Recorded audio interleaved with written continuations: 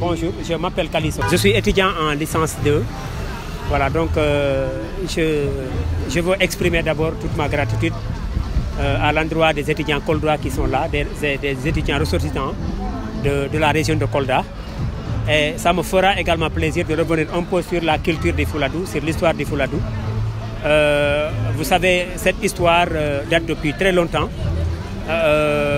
depuis l'avènement des Mandingues qui avaient séjourné là-bas dans un premier temps. Mais les Mandingues ont trouvé des populations qu'on a appelées les Baïnouk. Mais comme le général Trimaha Traoré a justement eu des problèmes avec Soundiata Keïta, le général Trimaha Traoré va se séparer de Soundiata et il va venir fonder ce qu'on appelle l'Empire du Gabou.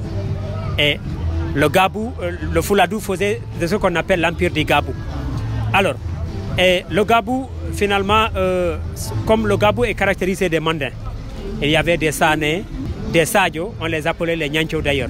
Et ce sont ces gens-là qui avaient l'appareil d'État. Et ce sont ces gens également qui avaient justement martyrisé les Peuls.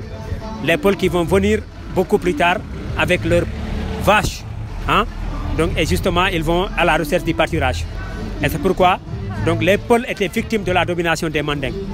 Et comme le Peul est fatigué, Alpha Molo va juger nécessaire de se rapprocher aux Almamis du Fouta Jalon. Les Almamis du Fouta Jalon vont appuyer les Peuls du Fouladou justement à se libérer de la domination des Mandins. Mais avant qu'ils appuient les Peuls du Fouladou, Alpha Molo va être obligé d'abord de se convertir à la religion du prophète Mohammed. Alors, la première condition qu'on va faire, qu'on va excuser au Peuls du Fouladou, c'est de se convertir à la religion du prophète Mohammed. Et c'est par la suite que Alpha Molo s'est converti. Et c'est après cette conversion qu'on a reçu la visite d'Elas Omar Tall, qui faisait une tournée dans le Fouladou. Et lorsque Elas Omar Tall est arrivé, c'est Alpha Molo.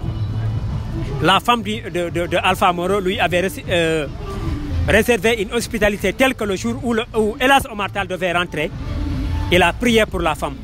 Et en disant à Alpha Molo que l'enfant que porte votre femme, cet enfant sera connu par toute l'humanité. Et c'est exactement ainsi la naissance de Moussa Molo. Moussa Molo est né, Elas Omar Tall est reparti, et Alpha Molo va se rapprocher aux Almamis du Fouta Jalon. Et en 1865, il y a eu la grande bataille de Kansala. Kansala, c'est en Guinée-Bissau. Les Peuls du Fouladou, appuyés par les Almamis du Fouta Jalon, vont battre les Mandins. Et c'est ce qui va permettre à Alpha Molo de proclamer le Firdou. Le Firdou qui va évoluer pour devenir le Fouladou. Donc c'est un peu ça le résumé que je voulais faire par rapport, n'est-ce pas, donc, à l'histoire du Fouladou.